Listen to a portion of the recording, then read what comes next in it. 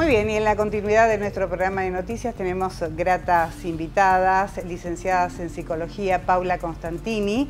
Paula Constantini, buenas noches, bienvenida. Buenas noches, y Victoria De Angelis. Buenas noches. Ambas pertenecen a la comunidad educativa Darse Cuenta, una comunidad que surgió en el año 1996, que la llevaron adelante dos personas, Horacio Salomón y Hernán Ruiz, que en medio de la rehabilitación que ellos llevaban adelante, fueron creando un espacio en el que ellos impulsaban el convencimiento de que era posible lograr la recuperación en todo lo que tiene que ver con las adicciones. A ambas profesionales consulto, ¿es posible esa recuperación? Sí, es posible. Por supuesto, nosotros estamos convencidos de que es posible la recuperación, por eso trabajamos y tenemos un programa que apoya esto que decimos.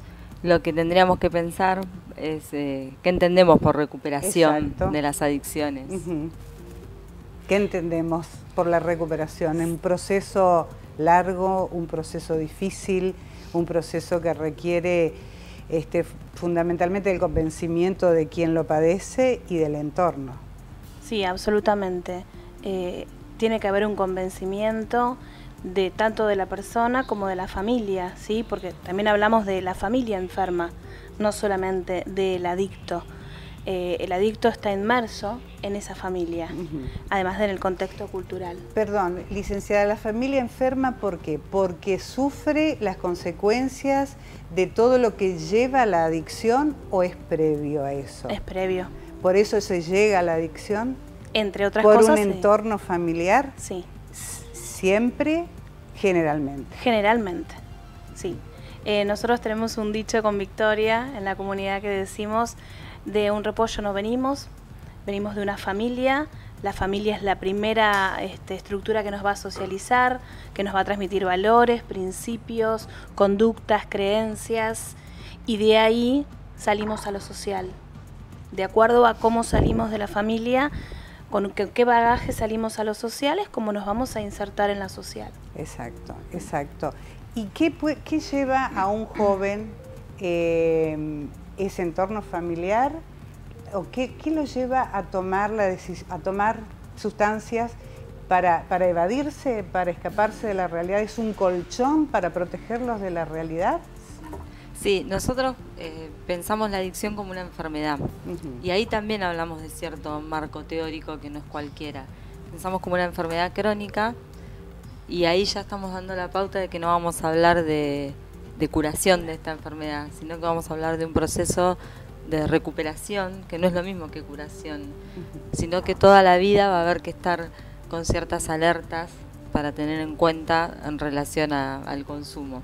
Y según lo que vos me preguntabas, muchas veces el consumo viene a tapar sufrimiento, a tapar situaciones familiares no resueltas, falta de comunicación, y todo esto surge en el seno familiar, pero no es una enfermedad que solo está causada por un problema familiar, ¿no? Eso es algo más de las causas de esta enfermedad, lo familiar. Muy importante, pero no es lo único. También tenemos un contexto social más amplio y más en este momento, en donde el consumo está sostenido desde varios lugares e incluso se invita a la gente a consumir indiscriminadamente y eso también colabora.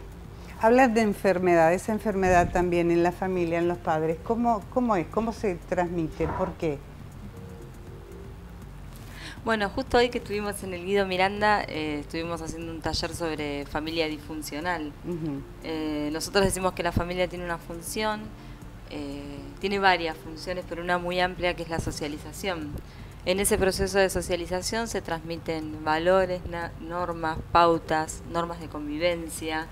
Cuando algo de estos valores no pueden ser transmitidos correctamente, surge una fractura en esa familia y eso puede ser una de las causas de las adicciones. ¿Saben qué pienso por allí? Que no todos enfrentamos la vida o asumimos los retos de la vida de la misma manera. Hay gente espiritualmente fuerte y otros que no lo son.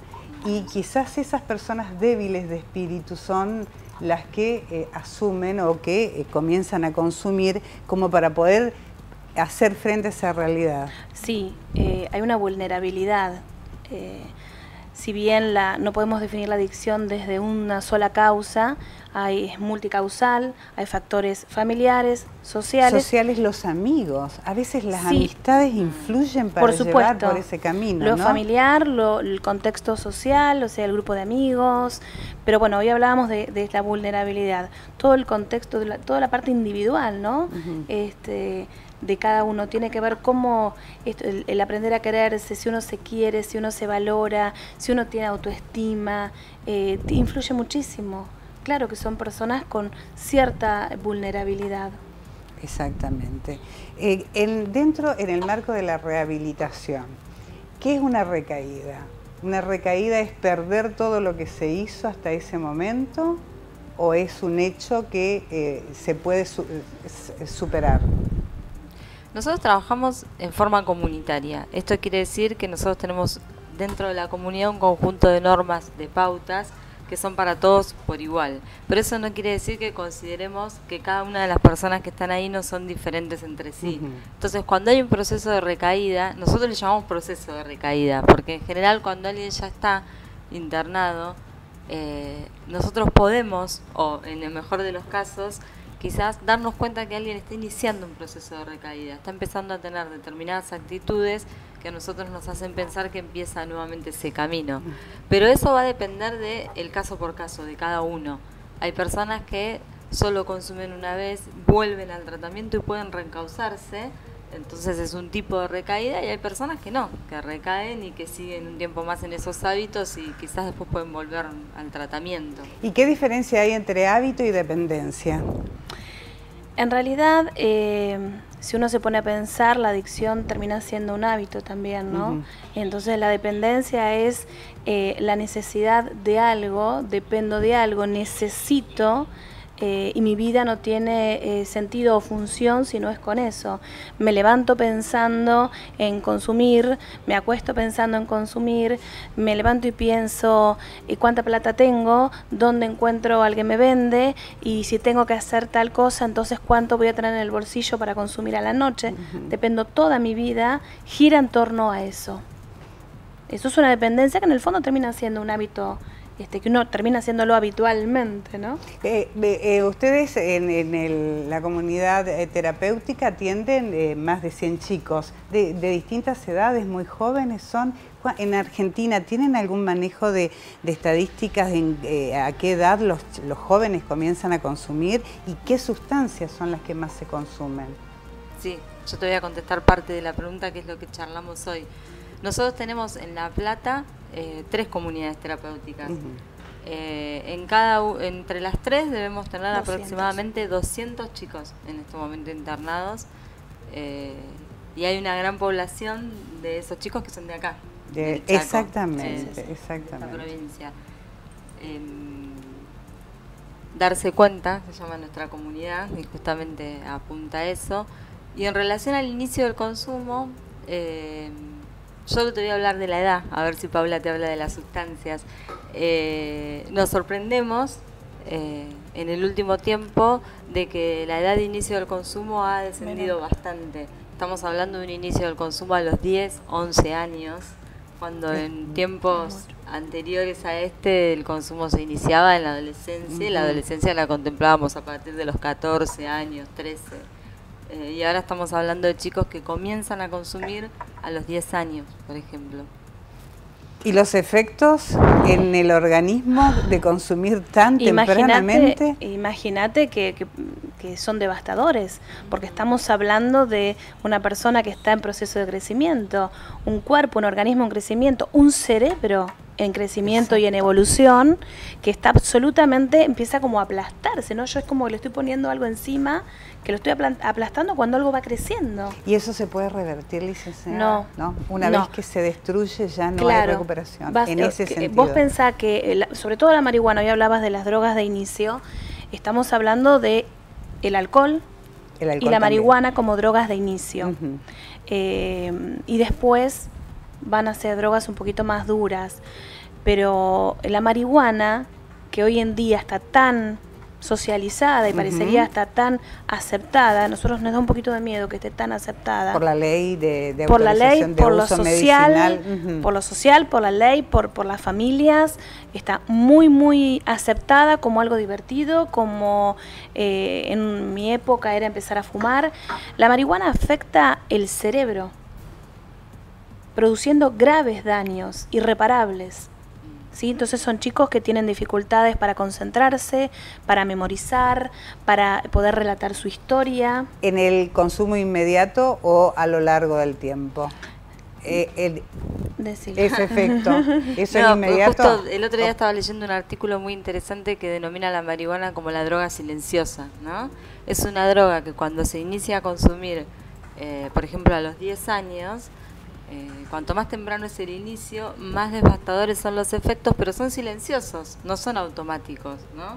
Cuando esa persona va creciendo, su sistema nervioso central se va deteriorando, su cerebro, y lo que produce es que de adulto, digamos, nosotros podamos ver estos efectos que son básicamente cognitivos, falta de memoria, falta de atención, pero que cambio de carácter también, cambio de carácter. Eso en el momento del consumo, eso sí son los efectos inmediatos. Y quería saber qué consejos, qué sugerencias, o qué podemos ver nosotros, o qué alertas podemos ver en nuestros niños como para poder intuir, pensar, o por lo menos dialogar con los niños para saber qué camino están tomando. ¿Cómo podemos darnos cuenta de ello? Bueno, ese fue el otro tema que trabajamos hoy en el Guido Miranda. Estuve ahí, vi todo. Bueno, qué placer. La verdad que quedamos encantadas. Nos superó la cantidad de gente, no creímos que iba a haber tantas personas. Es una preocupación y creo que la prevención es fundamental. Ver antes cuando las luces se están prendiendo, porque después ya el camino es largo y las secuelas son irreversibles, como ustedes lo dicen. Sí, nombraste un término interesante, el ver, ¿sí? Que es distinto al mirar. Me parece que es importante que los papás vean, que los papás hablen con sus hijos, la comunicación, el saber qué hace mi hijo, el saber qué le gusta, el saber qué quiere, con quién se junta, y no es un control cual policía o hacer una investigación, es comunicación, escucha. Bueno, hoy hablábamos en el taller de tener una relación afectiva y cálida con tu hijo, poner límites, normas, pautas claras en la casa y que se cumplan. Exactamente. Bueno, hablamos de las secuelas, hablamos de la mayoría de cada uno de estos aspectos tan fuertes. El nombre de la comunidad terapéutica Darse Cuenta tiene un mensaje muy fuerte, realmente muy fuerte. Por eso yo les pediría, para el cierre de esta nota, que ustedes, mirando a cada una de sus cámaras, puedan dirigir un mensaje. Habíamos comentado al inicio que hay varios chicos de la provincia del Chaco que están en esta comunidad terapéutica. Un mensaje a la familia, un mensaje de esa prevención que todos necesitamos y de esas luces que se deben prender, y nosotros como padres debemos estar atentos para poder ayudar y rescatar a nuestros hijos. Las escuchamos. Bien, bueno, si tengo que hablarle a la familia, como le hablo todos los fines de semana en la comunidad, nosotros coordinamos los grupos con los familiares en la comunidad, les diría que no tengan miedo de abrir los ojos, de ver lo que está pasando y que consulten, que nos pidan ayuda, que nosotros podemos ayudarlos, nosotros o cualquiera de las personas que trabajan acá en el Chaco con nosotros, que nuestra comunidad tiene 20 años y trabajando en las adicciones, y que si alguien se anima a consultar, podemos ayudarlo. Sí, a la familia les diría que funcionen como una familia, ¿sí? Como ese conjunto de personas que interactúan, que tienen objetivos en común y en el que lo que sucede a uno afecta al otro. Y esto es importante porque no es que está mi hijo que es el que consume, hay toda una familia enferma atrás de ese chico que consume. Tal vez ese chico es el chivo expiatorio de la familia, del problema, ese chico, o la adicción, denuncia la enfermedad de la familia.